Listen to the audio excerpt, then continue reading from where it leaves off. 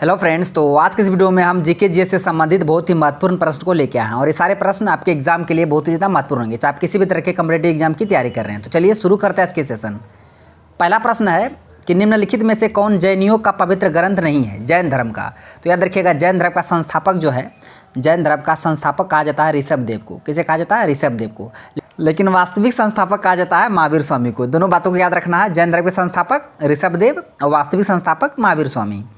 प्रश्न में पूछा गया है कि इनमें से कौन जैन धर्म का पवित्र ग्रंथ नहीं है। तो देखिए, आगम ये जैन धर्म का पवित्र ग्रंथ है, कल्पसूत्र भी है, निर्युक्ति भी है, ये तीनों जैन धर्म का पवित्र ग्रंथ है।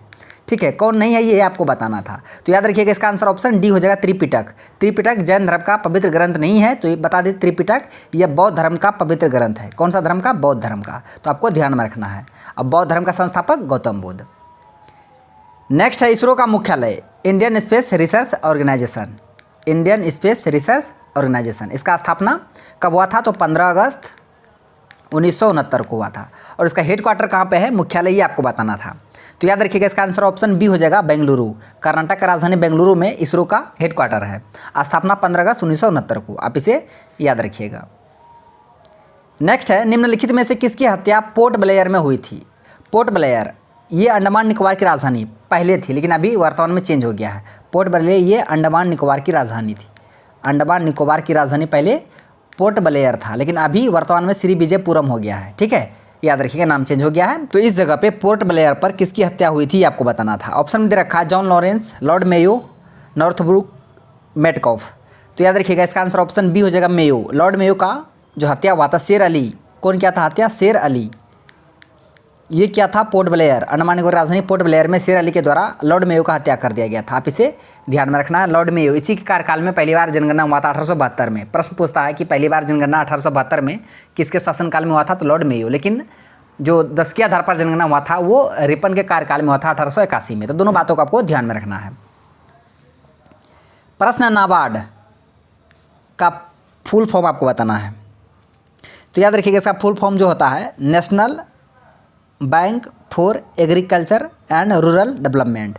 इसका आंसर ऑप्शन सी हो जाएगा, national bank for agriculture and rural development. इसका स्थापना याद रखिएगा 12 जुलाई 1982 को हुआ था और उसका हेडक्वार्टर मुंबई में। कहाँ पे है? मुंबई में। इसको भी आपको ध्यान में रखना है। तो नाबार्ड का फुल फॉर्म क्या होता है? National bank for agriculture and rural development. स्थापना हुआ था 1981 के अधिनियम के तहत 12 जुलाई 1982 को और इसका मुख्यालय मुंबई में। तो सारे फैक्ट को आपको ध्यान रखना इस प्रश्न से रिलेटेड। नेक्स्ट है 1979 में गठित ओबीसी आयोग। याद रखिएगा, ओबीसी अदर बैकवर्ड क्लासेस का अध्यक्षता किसने किया था? 1979 में गठित हुआ था ओबीसी आयोग।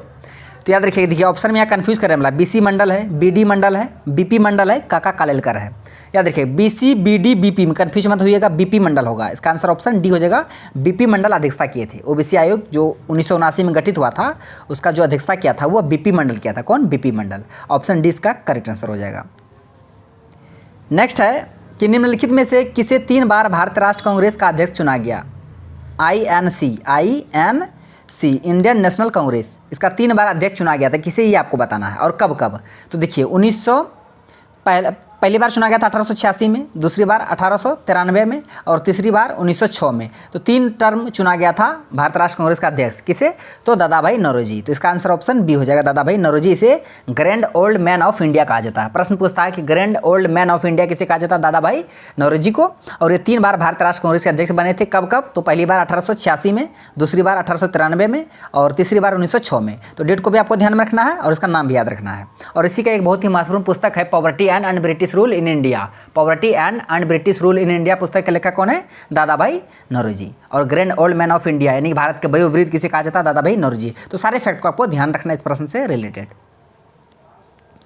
प्रश्न है, निम्नलिखित में से कौन सा महाजनपद सबसे दक्षिणी महाजनपद है? बता दे, कुल 16 महाजनपद थे। कितने महाजनपद थे? 16 महाजनपद थे। और सबसे शक्तिशाली पावरफुल महाजनपद था मगध और राजधानी था गिरिब्रज। इसे याद रखिए, सबसे शक्तिशाली पूछेगा मगध। कुल कितना था? 16 था। ऑप्शन रखा सबसे दक्षिणी महाजनपद, इसको आपको चुनना है। अस्मक, अवंती, मत्स्य, अंग।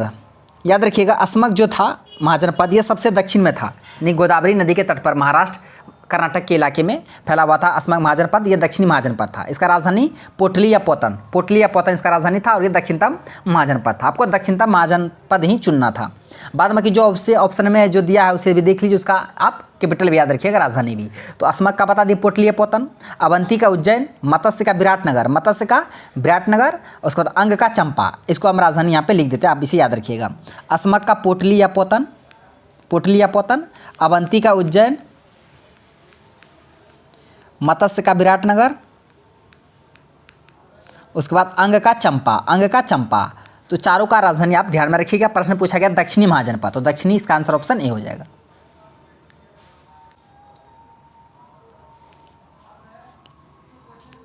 नेक्स्ट है, किस प्रकार का कोयला प्रति यूनिट सबसे अधिक ऊष्मा प्रदान करता है? देखिए कोयला के 4 प्रकार, एंथ्रासाइट, बिटूमिनस, लिग्नाइट और पीट। 4 तरह के कोयला होते हैं, लेकिन सबसे उत्तम कोटि का कोयला, सर्वोत्तम कोटि का कोयला, सबसे प्रति यूनिट सबसे अधिक ऊष्मा देने वाला जो कोयला है वो एंथ्रासाइट है, सबसे अच्छा। लेकिन सबसे घटिया कोयला है ना, ये पीट है। ये धुएं सिर्फ देता है, हीट तो नहीं देगा, सिर्फ धुआं देगा। और भूरा कोयला, ये लिग्नाइट को कहा जाता है। भूरा कोयला किसे कहा जाता है? लिग्नाइट को, इसे याद रखिएगा। सबसे उत्तम कोटि का कोयला एंथ्रासाइट, सबसे घटिया क्वालिटी का कोयला पीट। और भारत में सबसे अधिक बिटुमिनस टाइप का कोयला मिलता है और भूरा कोयला ये लिग्नाइट को कहा जाता है। प्रश्न पूछा कि प्रति यूनिट सबसे अधिक ऊष्मा, तो ये एंथ्रासाइट ऑप्शन यहाँ में नहीं, ऑप्शन डी में है। तो देखिए यहाँ पे है ऑप्शन डी में एंथ्रासाइट, तो इसका आंसर ऑप्शन डी हो जाएगा। एंथ्रासाइट उत्तम कोटि का कोयला है और इस सर्वाधिक हीट भी देता है, धुआं नहीं के बराबर देता है। और सबसे घटिया पीट है। प्रश्न है, माही कंचन और माही धवल किस फसल का किस्म है? माही कंचन और माही धवल फसल का किस्म आपको बताना है। तो याद रखिएगा, ऑप्शन में दे रखा मक्का, गेहूं, बाजरा, ज्वार। इसका आंसर ऑप्शन ए हो जाएगा मक्का का किस्म है माही कंचन, माही धवल। इसे आप ध्यान में रखिएगा, क्योंकि आजकल फसल का किस्म भी पूछ लिया जाता है एग्जाम में।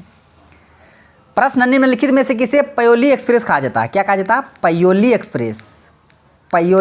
एक्सप्रेस किस खिलाड़ी को कहा जाता है, ये आपको ध्यान में रखना है। तो याद रखिएगा, इसका जो आंसर होगा ऑप्शन ए हो जाएगा पीटी उषा को पयोली एक्सप्रेस के नाम से भी जाना जाता है, पीटी उषा। और हिमा दास को ढिंग एक्सप्रेस। प्रश्न पूछा गया है ढिंग एक्सप्रेस किसे कहा जाता है? तो हिमा दास, ढिंग एक्सप्रेस हिमा दास, अब पयोली एक्सप्रेस पीटी उषा, दोनों को याद रखना है। Payoli express PT Usha, Dhing express Hima Das, और इसका संबंध असम से है। तो फ्रेंड्स, ये रहा आज का प्रश्न जो हम आपको बता दें। आई होप सारे प्रश्न समझ भी गए होंगे, याद भी हो गया होगा। यदि आपको वीडियो अच्छा लगा तो हमारा वीडियो को लाइक कीजिए तथा हमारा यूट्यूब चैनल करिए जिस अड्डा को सब्सक्राइब करें और साथ साथ बेल आइकन को भी हिट करें ताकि हर एक लेटेस्ट वीडियो का नोटिफिकेशन आप तक पहुंच जाए। थैंक्स फॉर वॉचिंग, धन्यवाद। अब मिलते हैं नेक्स्ट वीडियो में नेक्स्ट टॉपिक के साथ।